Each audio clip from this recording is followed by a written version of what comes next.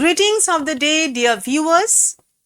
Welcome to Bangla Shikha Classroom, an endeavor of Poshimbango Samogro Shikha Mission, Department of Education, Government of West Bengal. I am Dr. Ivy Sarkar, Headmistress, Srirampur Girls' High School. Today, I shall teach you the second part of the poem, The North Ship by Philip Larkin. This poem is included in the syllabus for class 9, meant for the students of West Bengal Board of Secondary Education.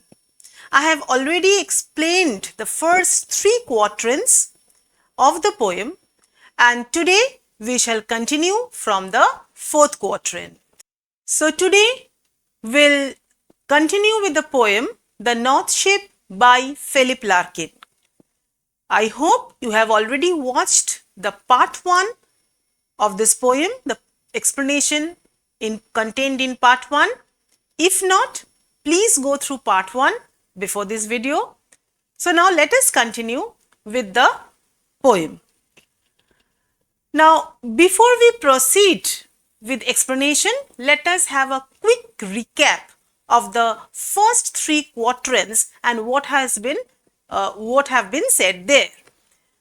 Now let us now have a quick recap of what has been taught in the first part of this explanation. The poet or the speaker, he was standing on a shore and he watched 3 ships sailing over the sea, and the first ship moved towards the west. It received favorable wind and the sea was very calm and the swelling waves were there. So it had a smooth sail, it achieved its goal, it landed to a rich country, it achieved wealth and success. So the journey of the west ship that moved towards the west was successful. And what happened to the second ship? The second ship moved towards the east, but it met with a stormy wind and the sea was also very tremulous and quaking. So it had to struggle. Ultimately, it surrendered, it gave up, and it got trapped in the mid of the sea. This is what we have done in the first part. We have also explained and I have also given you the question answers there. Those are important from the first 3 quatrains. Now we'll continue with the 4th quatrain. Now the 4th quatrain. The third ship drove toward the north. Over the sea, the darkening sea. But no breath of wind came forth, and the decks shone frostily. So you can see the image of the third ship. The third ship drove toward the north. The first ship drove toward west. The second ship drove towards east. The third ship drove towards north. The darkening sea, you can see darkening sea. Darkening sea refers to the dark grey clouds over the sea. So the situation was very challenging. And what about the wind? What happened to the wind? No breath of wind came forth. So no wind was there to help the ship to have a nice or a smooth sail. So no breath of wind, not a wisp of wind was there to help the ship to have a sail. And north wind. So what happens in the northern side? The north wind was cold north wind. And the decks of the ship shone frostily. There were frost gathered because of the coldness, the cold temperature. Frost gathered on the decks of the ship. So the situation was not warm. The situation was adverse. So the situation was not favorable. So there were dark clouds overhead and no breath of wind was there, and there were frost on the deck of the ship. So you can see what is the meaning of deck: open, flat part of a ship, and frostily covered with snow. So this is what is said in the fourth quatrain. So what are the probable questions that you might get?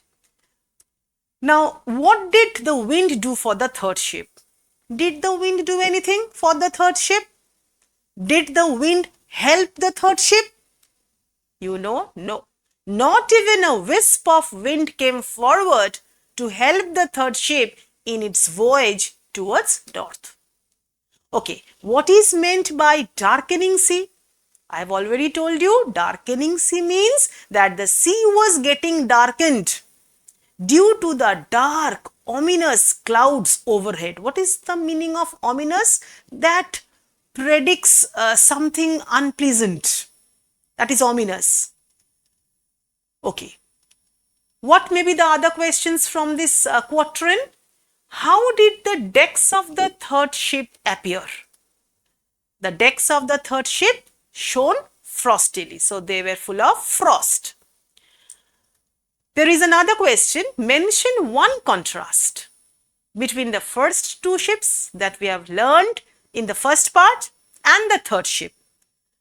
The first two ships were aided or helped by the wind, while the third ship had no wind in its favor. What is the significance of the wind in the poem? This is the symbolical meaning. What is the symbolical meaning of the wind? The wind symbolizes fate or destiny, controlling the journeys of the ships. You should write down these questions in your copy so that you remember them. Coming to the fifth quatrain. So this also deals with the journey of the third ship or the north ship. We have already seen there was no wind to help the ship, and the sea was also getting dark because of the dark clouds overhead. That was very foreboding, that was very ominous, isn't it? So now see, the northern sky rose high and black. So the ship was moving or driving towards the north, and the northern sky rose high and black. You can see the northern sky, see the condition of northern sky. See, this is the condition of northern sky, full of dark clouds. So it is so foreboding, it is so fearful, it is so scary for any ship to continue its journey. So the northern sky rose high and black over the proud, unfruitful sea. Proud, unfruitful sea. So what is unfruitful? Sea not producing any favorable result. So sea was unfruitful. The sea has here been referred to as unfruitful because it was not helping the ship in any way to have a smooth sail. Sea was unfruitful because it was not promising any reward. It was rather very threatening. It was unfruitful, so it was threatening. It would not provide any favorable result.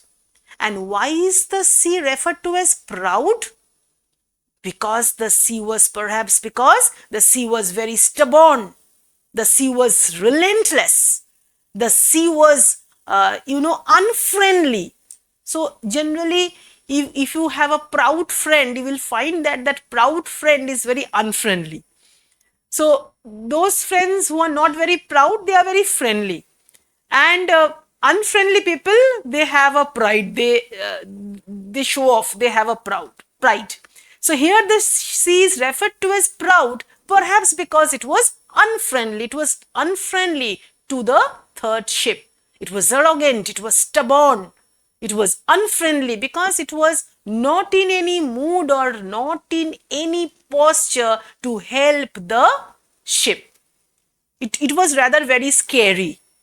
So the sea is referred to as proud, unfruitful sea.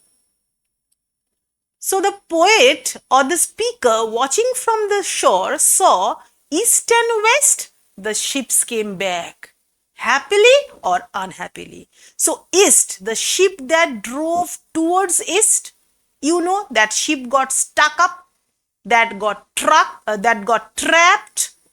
and that ship, this is the second ship, isn't it? That got trapped and that had to anchor in the mid-sea. That ship returned from the east and returned happily or unhappily? Obviously, unhappily, because it could not reach its destination. And the first ship that went towards west, that ship was very happy because it met with riches, it went to a rich land, it got wealth, it had a fair trade, and so it returned to the shore happily. So the east ship returned unhappily and the west ship returned happily. Now, here the northern sky is mentioned, perhaps because still then they were watching, or it was watched, that what had happened to the north ship. Perhaps the viewers were expecting the north ship to return and to be seen on the horizon. Anyway, this is what the fifth quatrain says. We'll talk about we'll see some sample question answers from this quatrain. Why was the sea proud and unfruitful? I have already answered. The sea is referred to as proud as it was stubborn, arrogant, and unfriendly. It was unfruitful as it provided no assistance, means no help, to the third ship in its voyage. Let's see the second question. From this quatrain, what happened to the first two ships in the end? You know, they returned to the shore either happily or unhappily. Which ship returned happily? Yes, the west ship, or the ship that drove towards west, that is the first ship, returned happily. And which ship returned unhappily? The second ship that drove towards east returned unhappily. You can also answer in your own words and a bit more elaborately. So the next question is, how does the poem portray the sea? The answer will be, the sea is portrayed here as powerful, unpredictable, and unforgiving. So now let us move to the last, or the sixth quatrain. So I hope you know what is the meaning of quatrain, because I have already told this in the first part of this video. Quatrain is a 4-lined stanza. Anyway, coming to the sixth quatrain. So let us see how the third ship fares. But the third went wide and far. Now mark the conjunction here. But the third. So but conjunction points out a contrast of the north ship with the previous ships, that is the east and the west ship. See, the east ship that faced problems, and so it could not reach destination. But in spite of turbulent weather, lack of wind, so all these things were unable to deter the spirit of the third ship, or the north ship. So this is how the conjunction marks a contrast between the second ship and the north ship. So here it is said, but the third went wide and far. Wide and far points out that there was no fixed destination. Wide and far. So the third ship had a spirit to see the unseen, to know the unknown, to explore the unexplored, and to reach unknown territories. So wide and far, no fixed destination. So the third went wide and far. So here wide and far points out the quest for visiting or touring or reaching unknown territories which were unexplored before. Into an unforgiving sea. Unforgiving sea that doesn't show mercy or pardon lapses. So, see the condition of the sea. Sea that was not in any way helping the North ship, that wasn't helping the North ship. So, unforgiving, the sea seemed to be very, very threatening. The sea seemed to be very, very, very dangerous. So, unforgiving, that means it wasn't showing any mercy, and it was presumed that if the ship would make any mistake, the sea would not pardon. So, the ship would have a dreadful end. So, that was an unforgiving sea, a dangerous sea. And so, the situation was very challenging, very critical for the North ship. So, the third wind, it moved forward into an unforgiving sea when the situation was very critical and challenging. Under a fire spilling star, you can see here a glimpse of the fire spilling star, a star from where fire spills.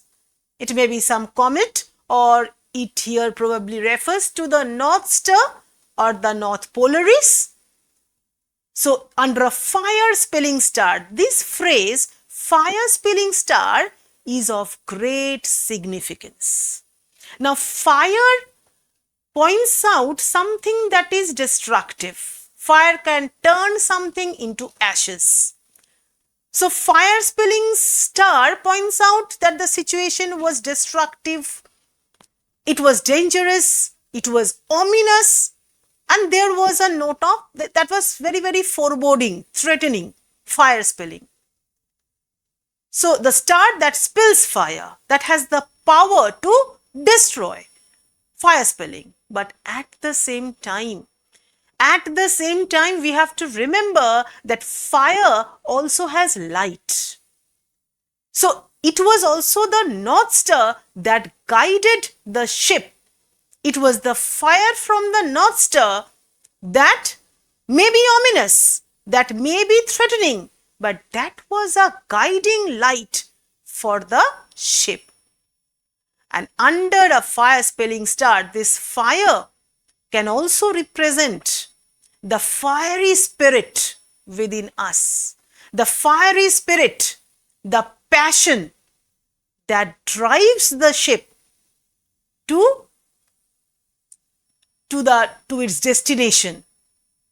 So, there should be a fiery spirit within us. It is actually the warmth, the passion, the strong fiery spirit within us that drives us to our destination, and that makes us understand ourselves, that leads to self-discovery, and that leads to understanding of life.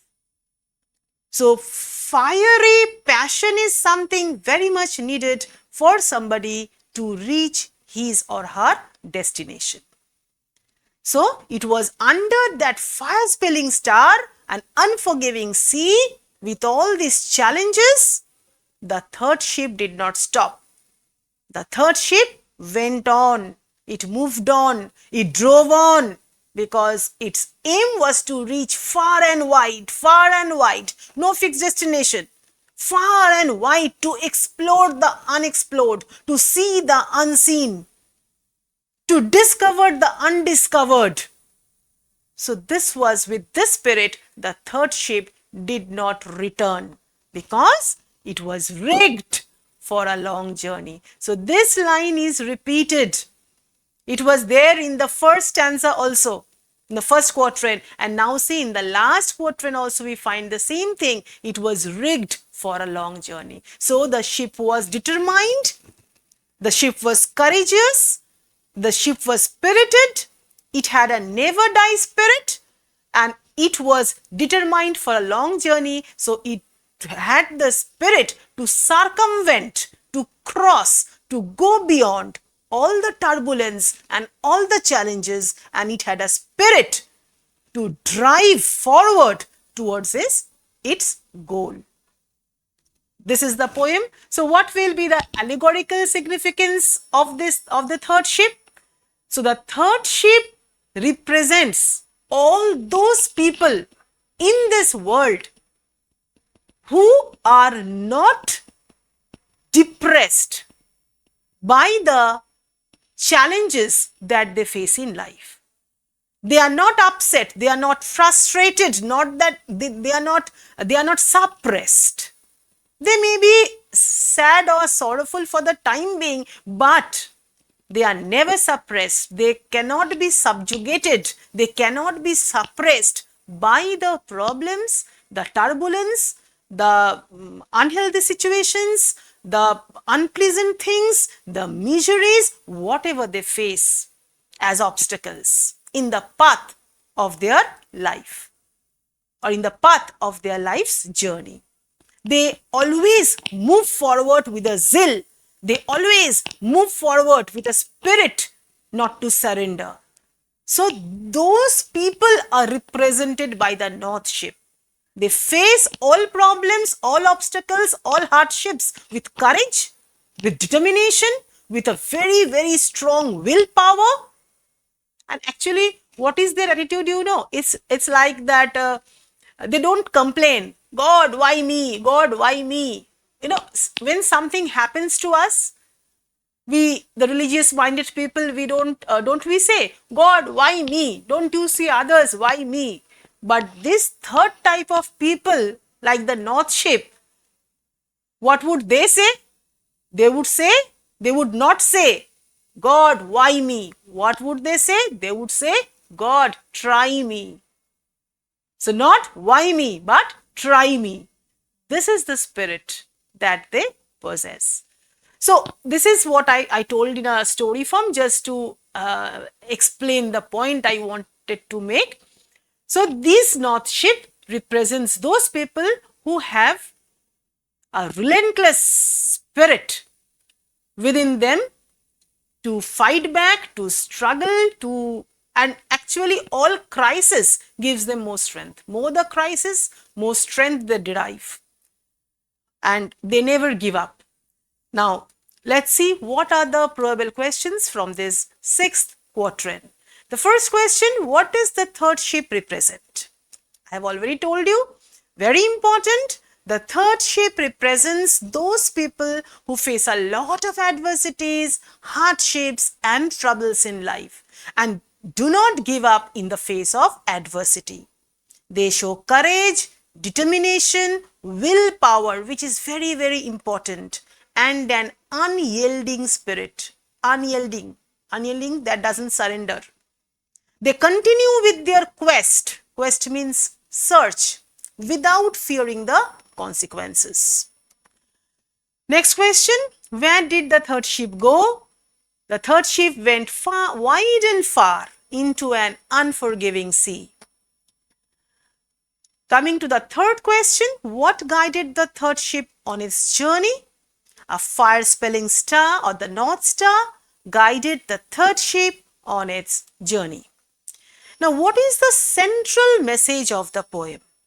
The central message or the main theme, the central message of the poem is, from the poem, The North Ship, we learn that we must not lose optimism. Optimism means hope and resilience in the face of life's turbulence.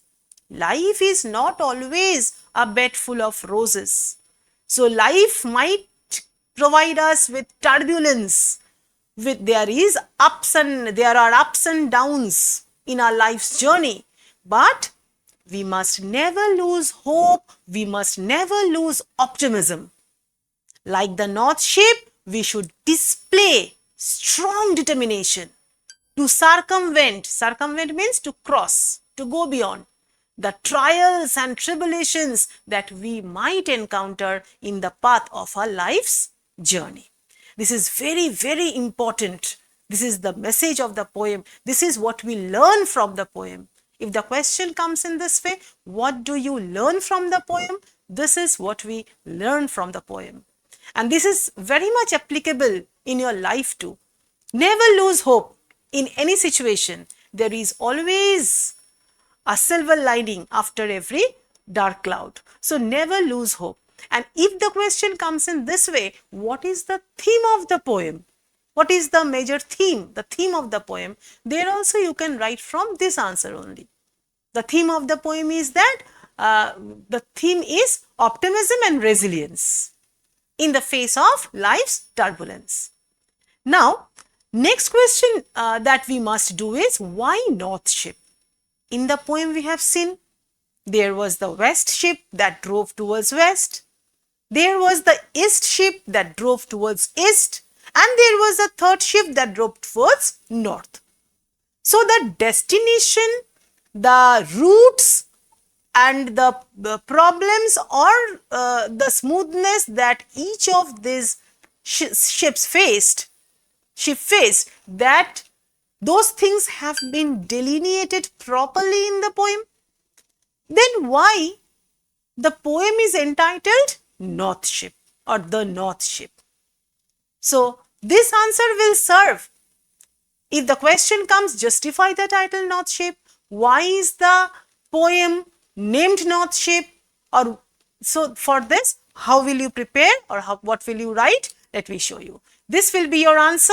The poem has been titled The North Ship because it is the journey of the North Ship that provides the central message to the readers that they must not lose optimism and strength in the face of adversities. So it is actually the journey of the North Ship that gives us this message.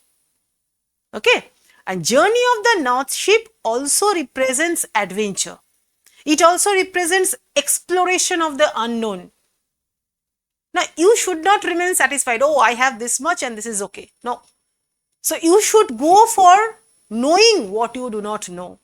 So exploration of the unknown, this quest for knowledge, this pursuit of knowledge, that is very important in life. And the North Ship also represents adventure, exploration of the unknown and the pursuit of knowledge. And so the poem has been titled The North Ship very, very appropriately. I hope these answers and the explanation will help you. Finally, I would bring before you what Philip Larkin has himself said. Now, you know Philip Larkin, he also faced many challenges in life.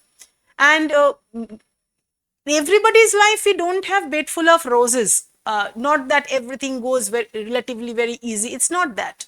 We don't meet with ease all the time. Not that everything is very favorable to us. So, if there is no challenge in life, if there is no crisis in life, then there is no thrill. So, I find it very true in my case, because sometimes in my school I say, if things are going very smooth, I find not much charm.